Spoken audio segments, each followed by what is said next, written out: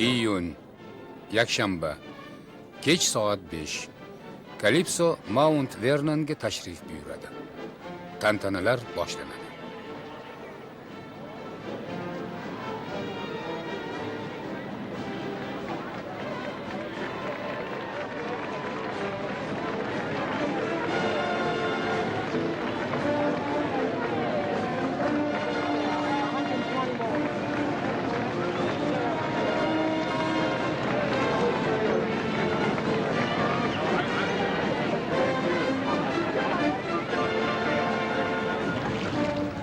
Biz bugun Mount Vernonda Kalipso komandasini muborakbod etmoqdamiz. Bu jamoani jahondagi barcha bandargohlarda katta hurmat va izzat ikrom bilan kutib oladilar. Bu yerga tashrifidan bir hafta burun kapitan Kustoga Oq uyda Amerika Qo'shma Shtatlari fuqarolari taqdirlanadigan eng oliy mukofot ozodlik medali topshirildi. Qurrai zaminning deyarli 3dan 2 qismini ishg'ol etgan okean tilsimlarini ochish bobida hech kim kapitan Kustochalik jon kuydirgan emas. Shu sababdan u nafaqat o'z zamonasining mumtoz namoyandasi, balki jahon tarixi zarvaraqlaridan munosib joy olgan inson sifatida ham abadiy yashaydi. Kusto 60-yillardayoq o'z tadqiqotlari bilan insoniyatni lol qoldirib, odamlar olqishiga sazovor bo'lgan. Uning surati o'sha paytda Time jurnalining muqovasida chop etilgan va uning ilmiy faoliyati uchun boshqa bir prezident unga Milliy geografik jamiyatning oltin medalini topshirgan.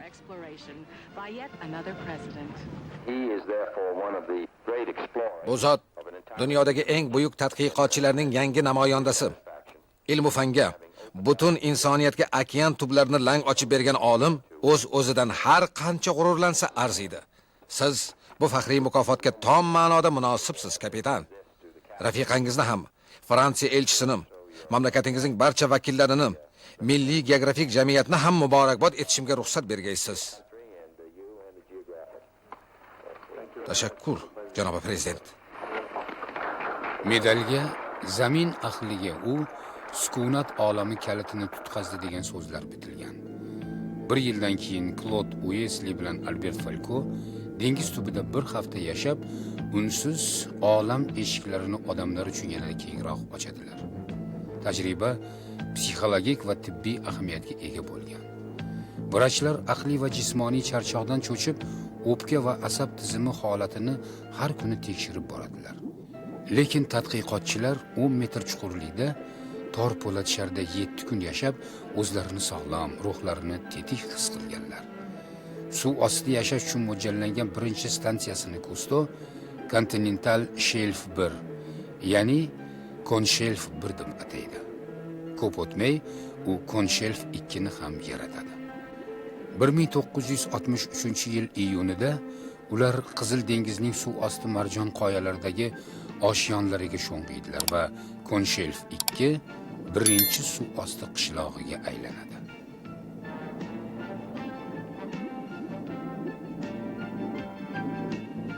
Bu yerda mavhum olamda 5 nafar g'avvos bir oy yashaydi. Tajriba badiiy film shaklida suratga olinadi va Kusto 3-Oskarni qo'lga kiritadi.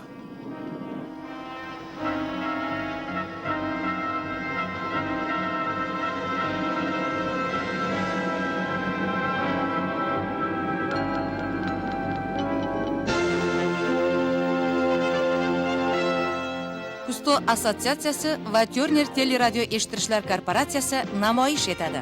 75 yoshli kapitan. Assotsiatsiya a'zolari Jack Lemmon, Stephanie Powers, Lolita Sweet, Ben Vernon hamkorligida tantanalarni uyushtiruvchi John Denver.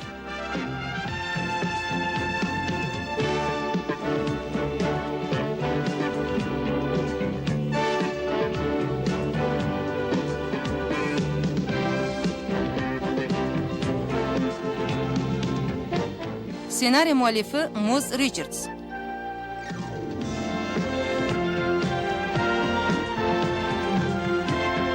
Kompozitor va dirijor John Scott.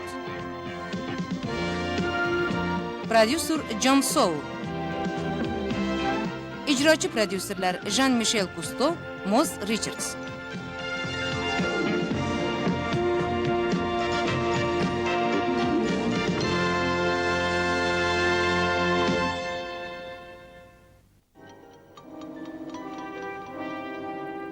okean tubidagi qishlog'imiz ilmiy faoliyat maskani xizmatini o'taydi. Rosa bir oy mobaynida suv ostida biz yer yuzidagi odamlarga o'xshab yashaymiz va ishlaymiz.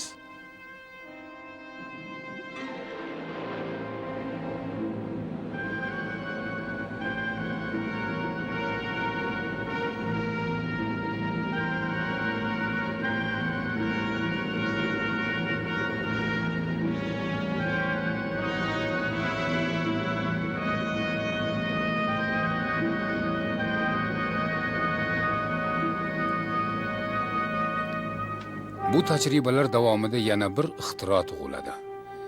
Ikki kema suv osti qishlog'ini havo va elektr quvvati bilan ta'minlaydi. Qishloqda okeanavtlar hayoti uchun zarur bo'lgan barcha narsalar muhayyo etiladi. Konditsioner, televizor, fransuz taomlari. Dengiz yulduzi oshiyoni deb nomlangan asosiy uy marjon qoyalar orasida 11 metr chuqurlikda joylashgan. Biroq Kusto ikki kishini bir haftaga yanada chuqurroqqa joylashtirishni rejalashtiradi. Okeanavtlar Raymond Kinsey va Andrey Portlatinni g'aroyib tajribalar kutadi. O'z qarorgohlaridan ular har kuni 100 metr chuqurlikka sho'ng'ishlari kerak. Ularning ballonlariga kislorod va geliy omiqtasi to'ldiriladi. Geliy akvalanchlar xavfsizligini ta'minlasa-da, ularning tovush paychalariga g'alati ta'sir ko'rsatadi.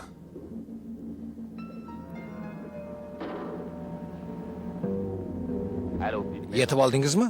Meni eshityapsizmi? Ha, yetib oldim. Xayriyat. Qalay? Qalay?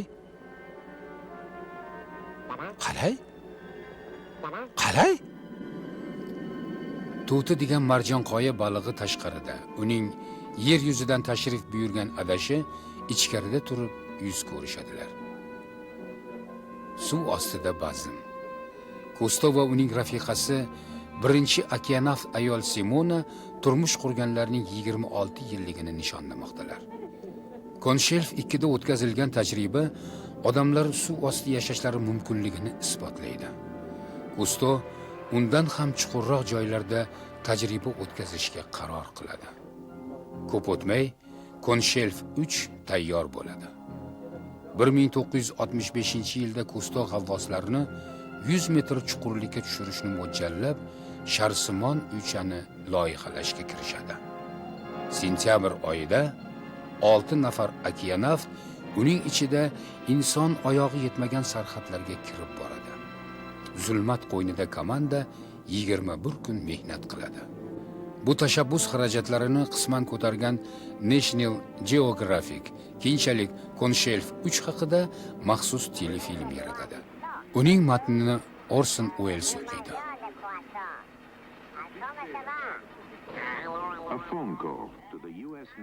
AQSh harbiy dengiz floti laboratoriyasidan xabar keladi. Amerika komandasining rahbari astronavt Scott Carpenter suhbatga qo'shiladi. Sizlarni loyiha muvaffaqiyati bilan tabriklayman.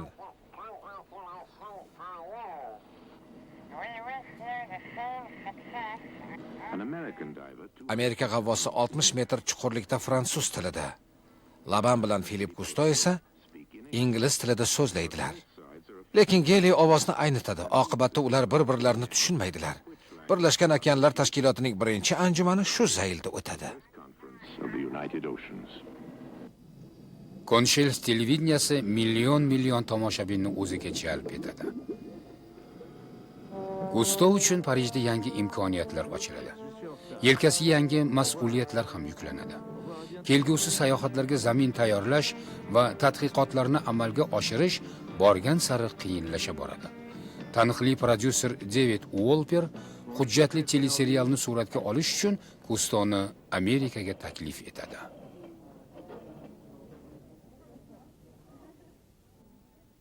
U bilan muomala qilish oson emas. Bitim tuzgan paytimizda u filmlarning umumiy muddati 12 soat bo'ladi deb shart qo'ydi. Men esa kompaniya faqat 6 tasini xarid qila oladi, 12 taga kuchi yetmaydi deb isbot qilmoqchi bo'ldim. Aytmoqchi bo'lgan gaplarim 6 soatga sig'maydi. Qolaversa kemani qayta uskunalashim, jihozlashim kerak. Ochig'i 12 tadan kamiga rozi emasman deb turib oldi. Xullas, muzokara paytida og'zimni ochirmadi, yon bosmadi. Natijada men 12 soatlik filmni pullashga muvaffaq bo'ldim. 1967-yil fevralida qayta jihozlangan va bo'yalgan Kalipso Monako sohillaridan o'zining eng olis safariga jo'naydi. Gusto va komanda endi 3 yillik sayohatga jo'naydi va uni televideniya uchun tasvirga oladi.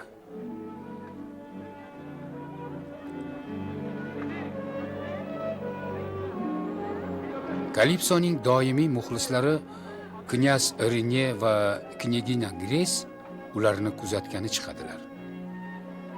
Komandaga ular Bloodhound naslidan bo'lgan Gudok laqabli itni sovg'a etadilar. Nufuzli mehmonlar yangi uskunlarni ko'zdan kechiradilar. Telekompaniya bilan tuzilgan shartnoma ularni xarid qilish imkoniyatlarini bergan. Nihoyat tayyorgarlik ishlari tugaydi.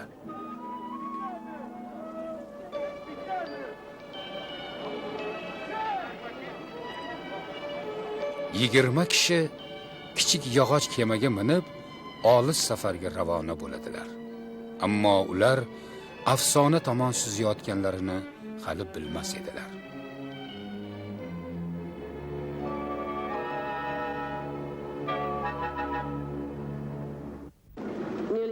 Oradan 20 yil o'tibdiki, Kalipso komandasi oldida ikki savol ko'ndalang bo'ladi. Suv ostiga sho'ng'ish amaliyotini takomillashtirish lozimmi?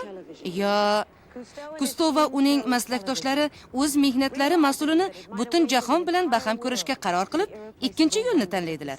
Gustoning televizion filmlari tez orada televideniya tarixida eng ommaviy hujjatli serialga aylanadi.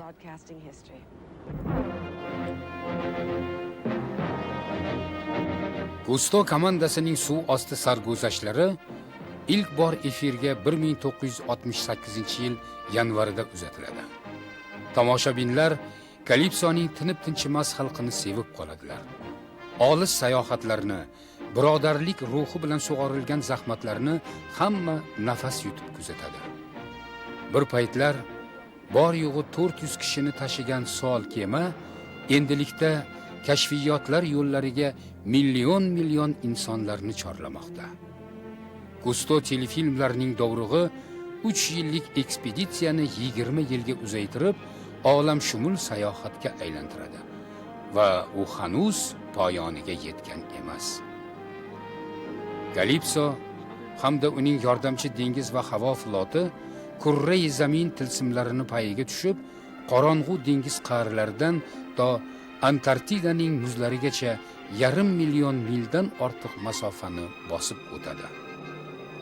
Komanda tasmaga qayd etgan manzaralar tomoshabinlar xotirasiga muhrlanadi, lekin tasvirga olish mashaqqatlarini kamdan kam odam tasavvur eta oladi.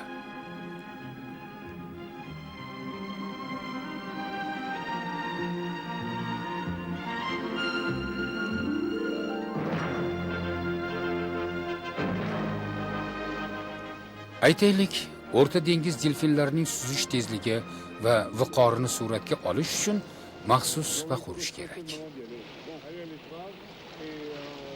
Kema katta tezlikda hayvonlarni ta'qib etadi. Bu orada jasur operator Jacques Renoir dengizning ko'pirgan to'lqinlari uzra muallaq osilib turadi. Renoir olgan lavhalar suv ostida olingan tasvirlar bilan birga Delfinlar sadosi degan filmga kiradi.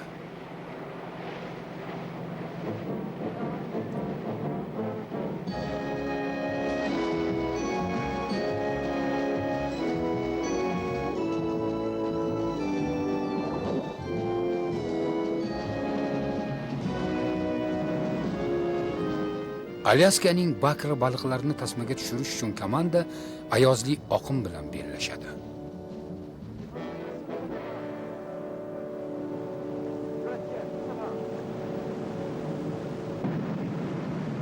Bernard Dilmot bakra baliqlardan yordam kutish befoyda ekanligini o'z boshidan o'tkazadi.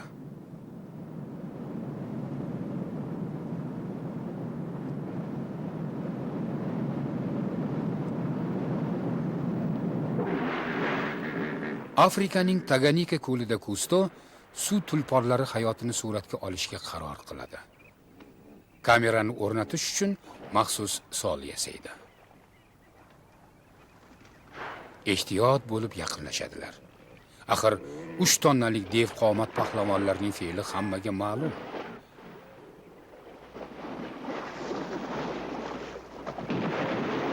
Aftidan begemotlar kino qahramoni bo'lishni niyat qilmaganlar.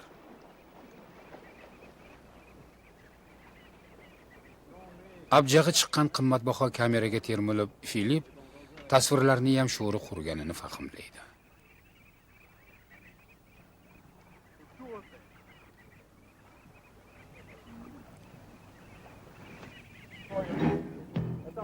Hiyla ishlatishga to'g'ri keladi. Monakodan suv tulporining tabiiy kattalikdagi tulumini keltiradilar. G'avvos Iv Omar uning orqa tomonini, Dilmot old tomonini boshqaradi. Kusto Dilmotga kapitan Gipopotam deb laqab qo'yadi. Maqsad gala ichiga suqilib kirib, tulumning burun kataklaridan ularni tasvirga olish. Haqiqatdan ham uni Troya begemoti deb atasa bo'ladi. Avvaliga begemotlar parvo qilmaydilar. Lekin nikoh mavsumi emasmi? Hademay qo'g'irchoq jononga yirik erkak begemotning ishqi tushib qoladi.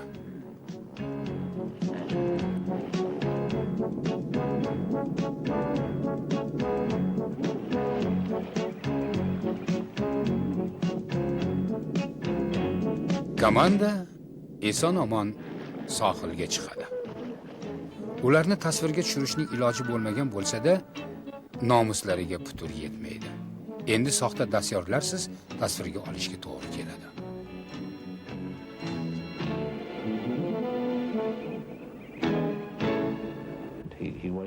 Kino olamida uning yangiligi avvaliga sezilib qoldi. Ammo ko'p o'tmay uni o'zlashtirib oldi. Uskunalarni yangiladi. Ularni Amerika va jahon televideniyasining talablariga moslashtirdi.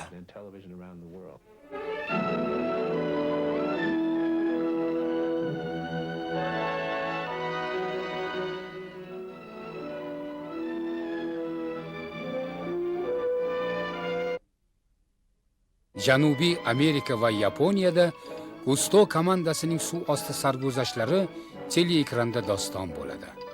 100 dan ortiq davlatlarda namoyish etilgan serialni ko'rgan millionlab muxlislar dengiz suv osti hayoti bilan tanishadilar.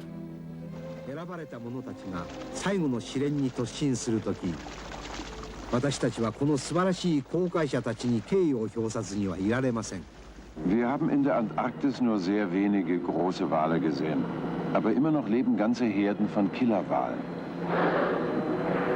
Die enge Familiengemeinschaft besteht aus mehreren Weibchen. Descubrieron un banco de 40 o 50 calamares flecha de mar a los lados del Calipso.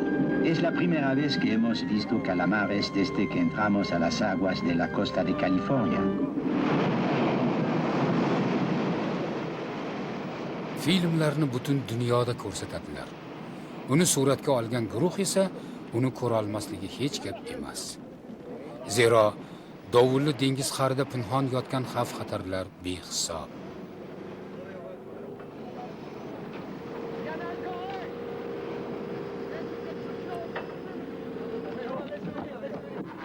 Listen to me closely. Rod Serlerning Akulalar filmida ana shunday xatarni oldi olindi. Akulalar quturib ketishdi.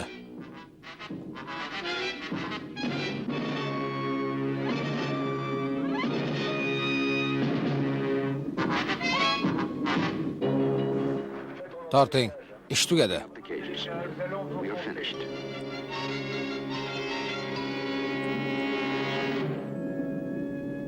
Meksika sohillarida 3 tonnalik tyulenni yaqinroqdan suratga olishga uringan operator tavbasiga tayanadi.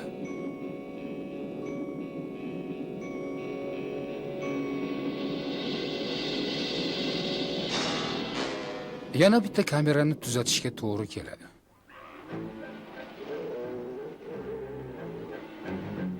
Filipning fikricha, suv ostida ishlash jasorat va farosatni talab qiladi.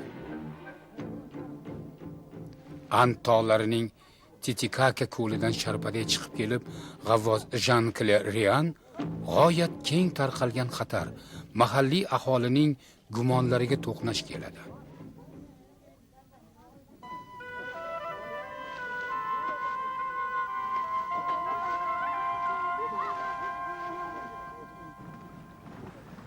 Mavritaniyaning Imragin qabilasi uchun Rianning usti-boshi chinakam mo'jizot. Kinokamerani-yu gapirmasa ham bo'ladi. Qabilada delfinga o'xshagan malla soch kishini hali hech kim ko'rmagan. Ayollar uni ko'rib hushyor tortadilar.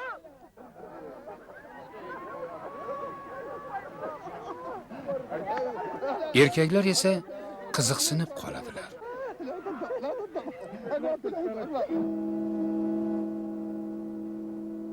Gohida dengiz jonzotlari o'z atrofida Kusto komandasini ko'rib, jahllari chiqadi.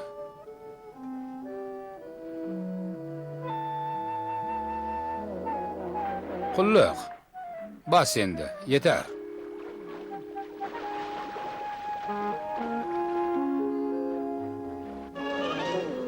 Tyulenning qum favvoralariga qaramay, Kensi uning yurak zarblarini yozib olishga urinadi.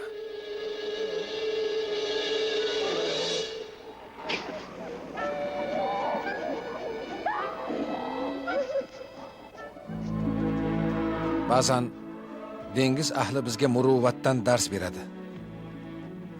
O'rkachli kit so'zg'ichini yig'ishtirib, insonni jiddiy jarohatdan asrab qoladi.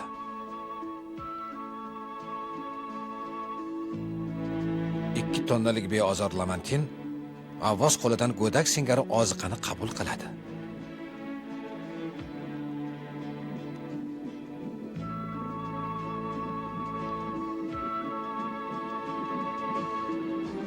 O'yinqaroq dengiz qunduzi yonidagi jonzotdan xijolat ham qilmaydi. Avval unga zimdan razm soladi. So'ng Malyuska degan xayolda uning qulog'ini mo'ljalga oladi.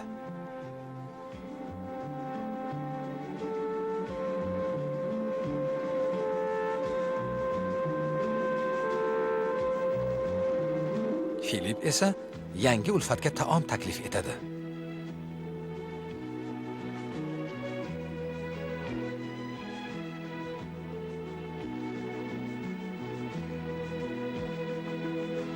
Tushlikdan keyin hordiq soatlari shu zaylda o'tadi.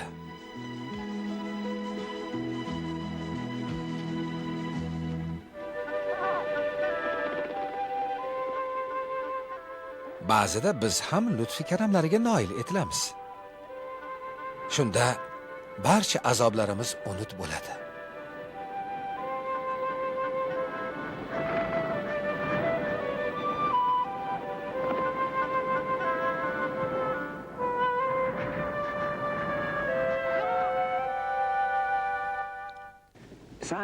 Olimlar dengizning nozik tabiati sivilizatsiya qarshisida mutlaqo ojiz deb ta'kidlaydilar. Suv ostida pinhon yotgan olamni biz hatto ko'rib bilib ulgurmasdan xarobaga aylantirmoqdamiz. Okean suvlari ostidagi hayot xufiyona kechadi. O'vildiriq va g'umbaklarni suvlarga yoyayotgan oqimlar zaharli moddalarni ham dengizga tarqatadi. Dengiz halokatining ilk guvohlaridan biri Jacques Cousteau'dir. Uning butun hayotini, butun mehnat faoliyatini shu omil keskin o'zgartiradi. Okeanning eng mashhur tadqiqotchisi uning eng otashin mudofaachisiga aylanadi. Bu lavhalar bizning yodimizga muhrlanib qolgan. İlk sho'ng'ishlarda biz o'rta dengiz baliqqa mo'l ko'l ekani guvohi bo'lamiz. Undagi qutbaraka xayolimizni o'g'irlaydi.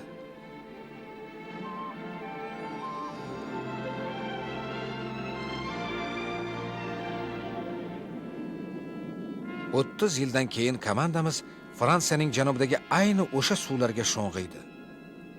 Biz o'lik sahroni ko'ramiz. Sayoz suvlardagi qaldirg'och baliqlar, olabug'alar, daradolardan nomu nishon yo'q. Sohil bo'yida olib borilayotgan bunyodkorlik ishlari, rejasiz baliq ovlash, suvga zaharli moddalarni tashlanishi oqibatida bu yerdagi hayot zavol topgan. Inson faoliyati O'rta dengiz baliqlari hayotiga qanday ta'sir ko'rsatishini men 58-yildayoq tasavvur qilganman. Ifloslanish degan so'zni og'zimga olgim yo'q. Zero masala ancha murakkab. Qisqasi, buning biror bir chorasini topish kerak degan qarorga keldim.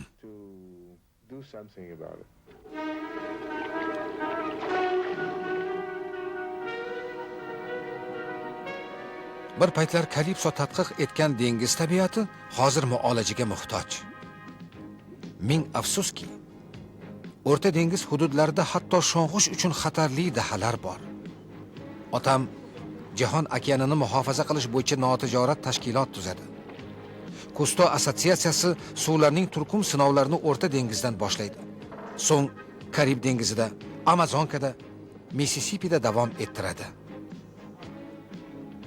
Yigitlarimiz suv namunalarini olayotgan bir paytda otam o'sha 1959-yilda Charles de Gaulle'dan boshlangan maxsus vazifaning ijrosi bilan shug'ullanadi. U jahon kezib, barcha davlatlarni dengizni qutqarishga da'vat etadi. Ayni paytda afkor omma orasida tashviqot olib boradi.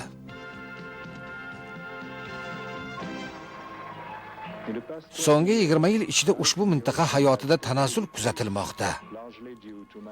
Televizion klip Kustoning AQSh shaharlarida o'tkazgan ma'rifiy ma'ruzalari turkumini reklama qilmoqda. Dengiz istiqboli biz insonlar qo'lida. Kurrai zaminimizni asrab qolish uchun sizlarni o'zim va o'g'lim Filip qatorida kurashga chaqiraman. Otamning gaplarini eshitish, fikrlarini bilish uchun minglab odam to'planadi. U yo'llar qalay? U yo'llar zo'r. Okean muammolariga oid ma'ruzalar, filmlar, munozaralar, lekin bu tadbirlarda otam ko'proq bolalar bilan muloqot qilishga intiladilar.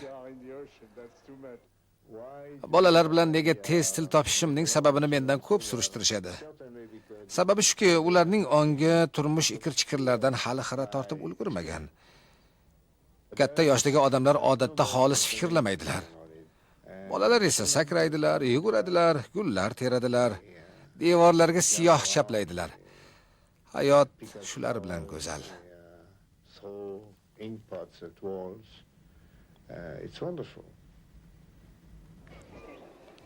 Mehribon ota va boboga bolalarning quvonch va qayg'ulari tushunarli.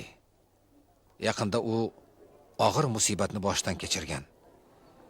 Ukam Filip g'avvos sifatida ham, hamkasb sifatida bolalikdan otam bilan birga yurgan. So'ng u Kosmik Voha nomli o'zining televizion seriyasini yaratishga ahd qiladi. Kalipso 2 degan samolyot amfibiyada Filip o'z filmini suratga olmoqda edi. Otamning barcha niyatlariga u sherik edi. Dengizni jonidan ortiq ko'rardi. Kamerani sevardi va otam yoshligida uchuvchi bo'lishni orzu qilgandek parvozlarni orzu qilardi. 1979-yili yoshi hali 40 ham to'lmasdan Filip sevimli samolyotida jon berdi. 7 uxlab tushga kirmagan, aqlga sig'maydigan fojia.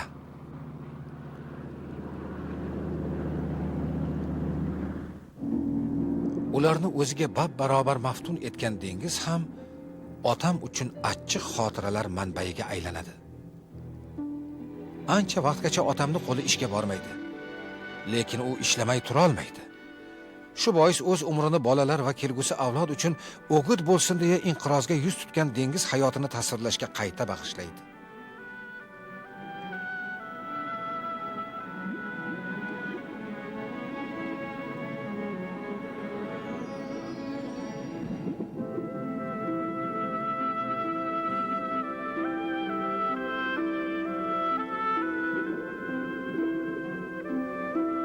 Endi uning har bir loyihasi sayyoraning jonli xazinalarini asrashga qaratiladi.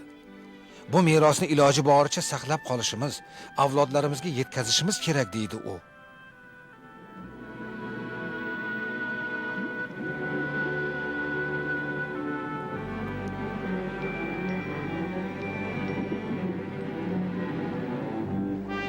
Bizning do'stimiz va hamkasbimiz akvalangchi Jon Denver ham o'zgalar kabi Kusto assotsiatsiyasini va tabiatni asrab qolish haqidagi fikrlarni qo'llab-quvvatlaydi.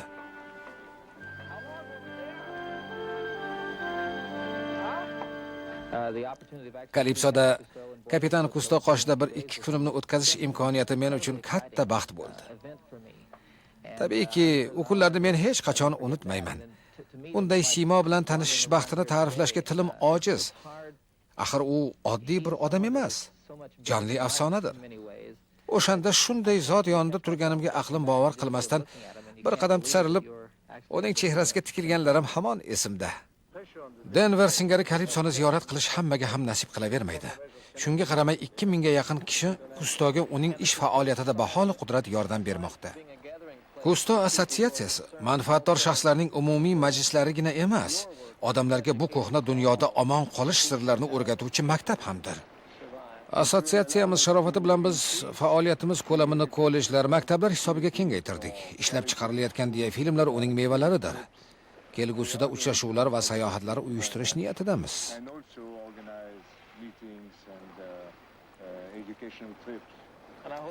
O'z teleprogrammalaringizni davom ettirasiz deb umid qilaman. Axir butun insoniyat uchun ularning ahamiyati benihoya katta. Bugun g'aroyib kun bo'ldi.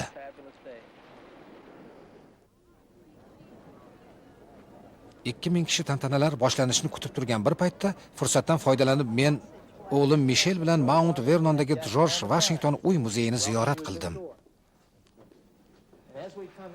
Mana bu Bastiliya maketi, bu esa uning kaliti. Kaliti ham bormi? Ha, Bastiliyaning haqiqiy kaliti shu. Nariga xonaga yuringlar. Tantanalar o'sha yerda o'tkazilgan. Otam bugun Mount Vernonda, ertaga Bermudda bo'lsa, indinga qayerda bo'lishini kim biladi deysiz. Zero u jonu dilidan sevgan dengizi singari tinib tinchimaydi. Parij yaqinidagi Orly aeroporti, ertalab soat 7. Har doimgidek Nitsaga uchish uchun Kusto bu yerga kelgan. Hafta boshlanadi. Tasvir guruhi Kustoga ergashib uning kundalik hayotini suratga oladi. Uning har kuni aeroportdan boshlanadi, yo tugaydi. U mutassil mutolaa qiladi va parvozlardan fan, texnika, siyosat bobida bilimlarni to'latish uchun foydalanadi. Ba'zi maqolalarni qirqib olib, komandaga taklif etadi. Nitsada Kusto vertolyotga oshiqadi va unga minib Monako sharqiga yo'l oladi. Haftada bir marta u knyaz Albert tomonidan asoslangan okeanshunoslik muzeyidan albatta xabar oladi. Bu muzeyga Kusto 1957-yildan beri rahbarlik qiladi. Jean-Michel o'z kabinetida Kalipso g'avvoslariga atalgan havo ballonlarining yangi namunalarini ko'zdan kechirmoqda. Sobiq xodimlar Jean-Charles Roux va kapitan Jean Alina ballonlari ancha ixcham va 2 barobar yengil, avvalgidek sig'imga ega bo'lgan akvalanglarni loyihalashtirishgan. Bu akvalanglar 3 oydan keyin boshlanadigan kurrai zamin bo'ylab qilinadigan sayohatda zarur bo'lgan uskunalardir.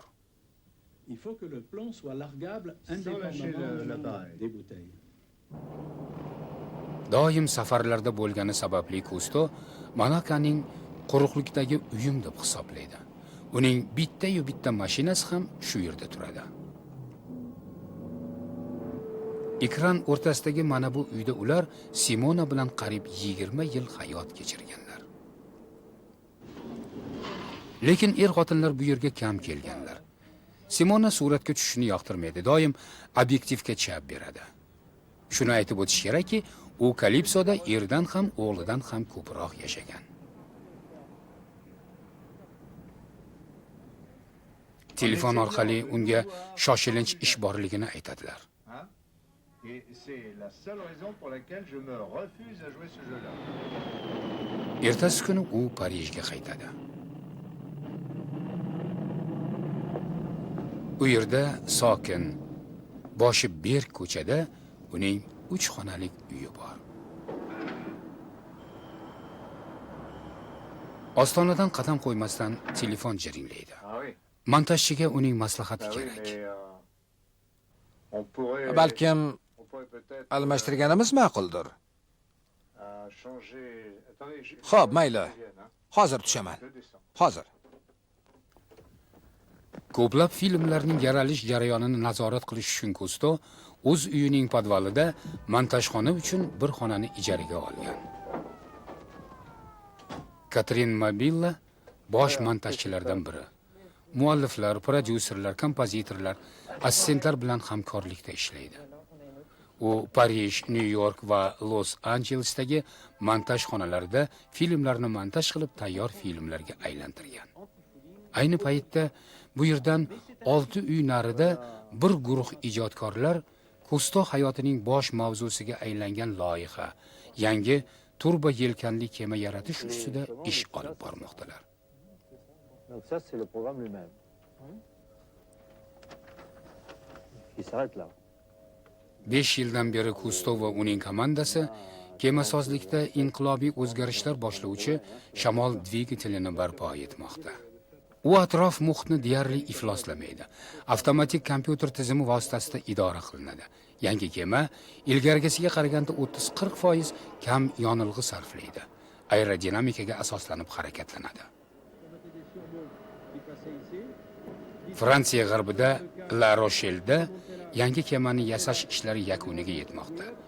Kusto ishlarini kuzatish va boshqarish uchun bu yerga har hafta uchib keladi. 2 oydan keyin kema Atlantika osha sinov safariga otlanadi. Uni Kusto boshqarib boradi. Bizning kashfiyotimiz butun jahon kemasozlik amaliyotini alg'ov-dalg'ov qilib tashlaydi, deydi u. Yana parvoz. Bu safar Alina bilan birga Parijga uchmoqda. Kusto vaqtini zinhor zoyi o'tkazmaydi. U samolyotda ham ishlaydi. Parijdagi xonadon uning panohgohi. Ba'zan u butun jahon tashvishlarini bir soatga unutib, shu yerda musiqa va she'riyatdan bahra va ilhom oladi. Kusto fortepiano klassi bo'yicha musiqiy ma'lumotga ega. Musiqa bilan shug'ullanishga unchalik xushi yo'q, faqat onda-sonda akordeon yoki yangi elektron sozni qo'lga oladi.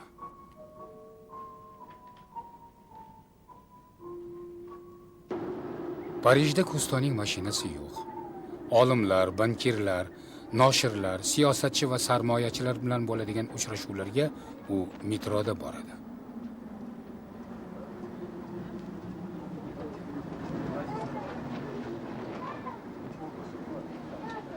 Uning 4 ofisidan biri Triumf arki yaqinida joylashgan.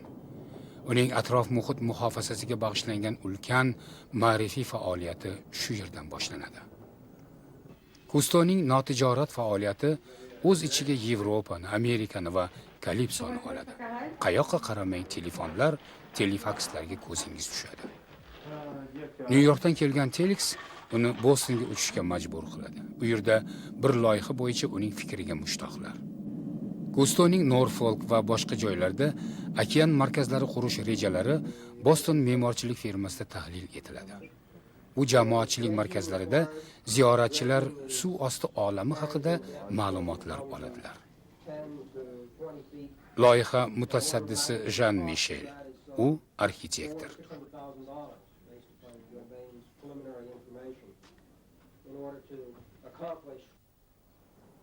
Navbatdagi bosqich Massachusets texnologik instituti. Kustodan shamol dvigatellari haqida leksiya o'qib berishni iltimos qilganlar.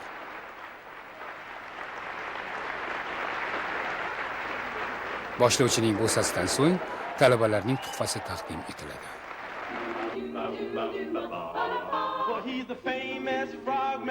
Mashhur baqashunos bilan baliq ahli jon va tan, Purim kostyumida tubni etgan u vatan, laganini mingan onlar pisand emas jahannam, qaytar vaqtin tayini yo'q, darak bermaydi hech ham.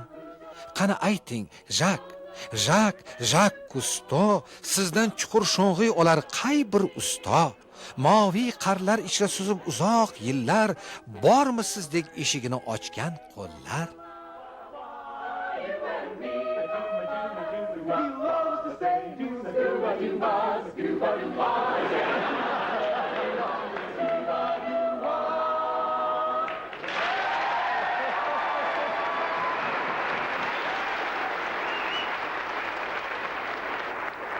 Bir paytlar Kusto leksiyalarni ko'p o'qigan, lekin hozir uning vaqti g'animat.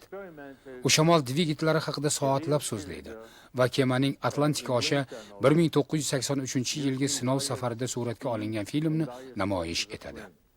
Dovul paytida yangi turba yelkan boy beriladi, lekin shunga qaramasdan sinovlar muvaffaqiyatli yakunlanadi. Endi u Floridaga uchadi. Kalipsoning yangi kapitani 33 yillik tajribaga ega bo'lgan faxriy Albert Falco bilan Kusto Avliyo Avgustin ustaxonalarida ta'mirlanayotgan kemani borib ko'radilar. Yer yuzining jamiki ustaxonalari Kalipsoni necha marta yamab, necha marta tuzatganliklarini hatto Kustoning o'zi ham eslay olmaydi. Shu kunlarda ular Jean-Michel bilan kemani 53-safariga zamin bo'ylab 5 yillik sayohatga uni qayta kashf etishga tayyorlamoqdalar.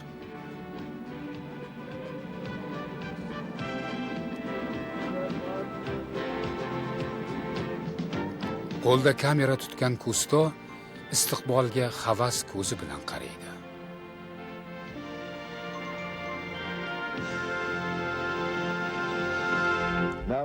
Hozir men yangi kema qurilishini tugatish va uni sinovdan o'tkazish ishlariga g'arqman.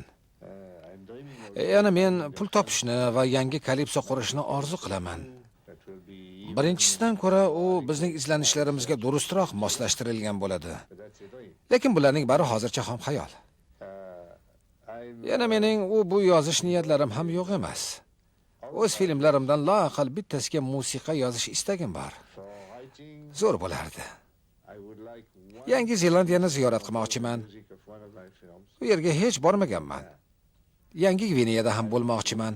Armonim Shimoliy qutbga yetish. Antarktidada bo'lganman. Arktikada esa yo'q. Rejalarim shunaqa. Ularni hammasini amalga oshiraman degan umiddaman.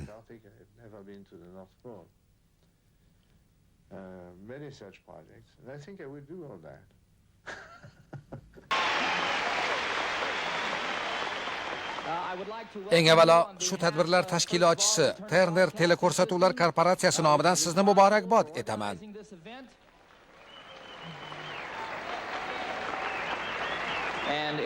Xonimlar va janoblar, men iftixor bilan muvofiqlashtirish kengashi raisi va kompaniya prezidenti janob Ted Turnerga so'z beraman.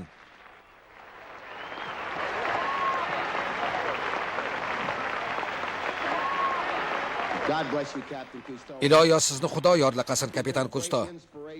Siz men uchun bitmas tuganmas ilhom manbaisiz.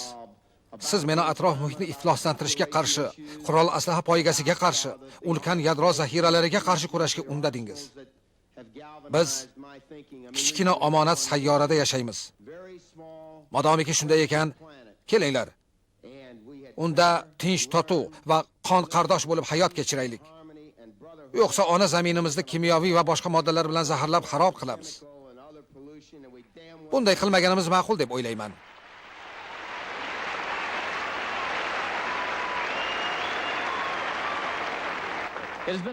So'nggi yillarda kapitan Kustodan tashqari men u kishining o'g'li Jean-Michel bilan ham tanishishdek yuksak imtiyozga muyassar bo'ldim. Mening ishonchim komil. Million muxlislar Kalipsoda 1-2 kun mehmon bo'lishni orzu qiladilar. Jean-Michel esa uning bag'rida voyaga yetdi. U Kusto assotsiatsiyasining ta'sischi direktori va ijrochi vitse-prezidentidir. Xonimlar va janoblar, Jean-Michel Kustoni lutfan qabul etgaysiz.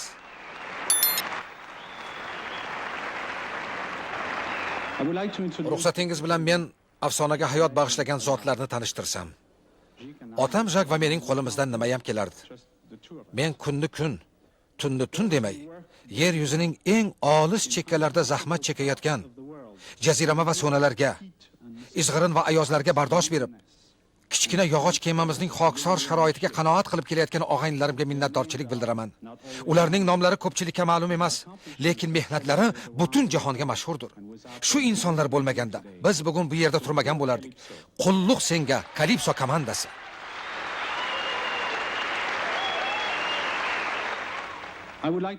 Jamoamizning bir a'zosi Kalipsoga hammamizdan ko'proq mehnati singan bir insonni men alohida tanishtirmoqchiman. Kalipsoning joni va qalbi shu ayol desam mubolag'a bo'lmaydi. Mudom komanda g'amini yegani uchun dengizchilar uni Parvona deb ataganlar. U bizni boqqan, davolagan, dunyoni kezganimizda bizga balogardon bo'lgan. Men ko'p o'ylayman. Kalipsoning haqiqiy kapitani kim o'zi? Mening volidam o'sha Parvona emasmi?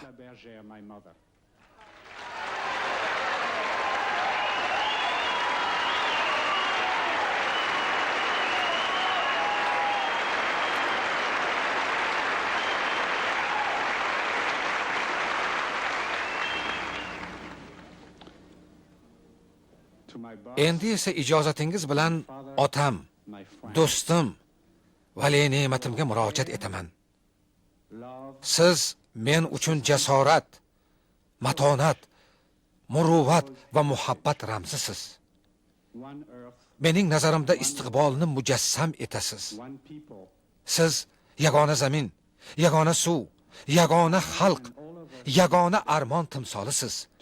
Men ham, shu anjuman ahli ham, kurrai zaminning million kishilari ham, hammamiz sizni sevamiz.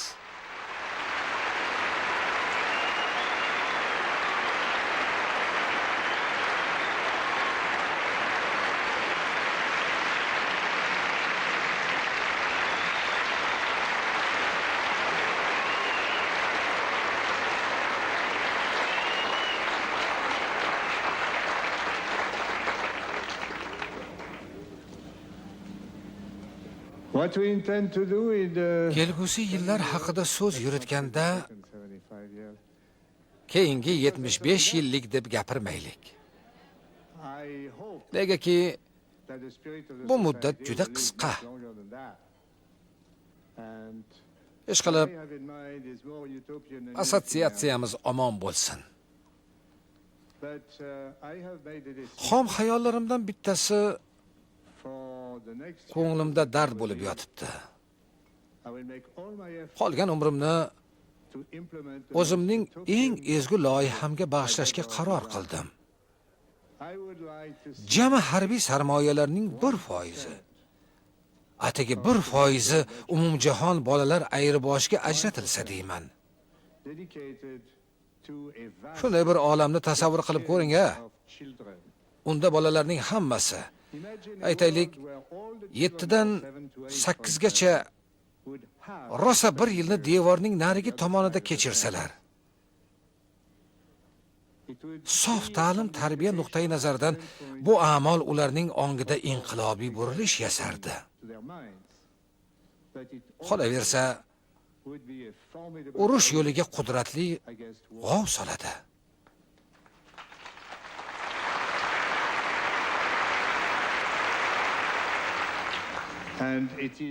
Agar istiqboldan umidini uzmagan bo'lsa, insoniyat birlashishi kerak. Yorug' olamga ro'shnolikni ravo ko'rishi kerak. Nima deding, Ted? Yangi avlodlarga baxt saodat tilash kerak. E'tiboringiz uchun rahmat. A better world for future generations. Thank you.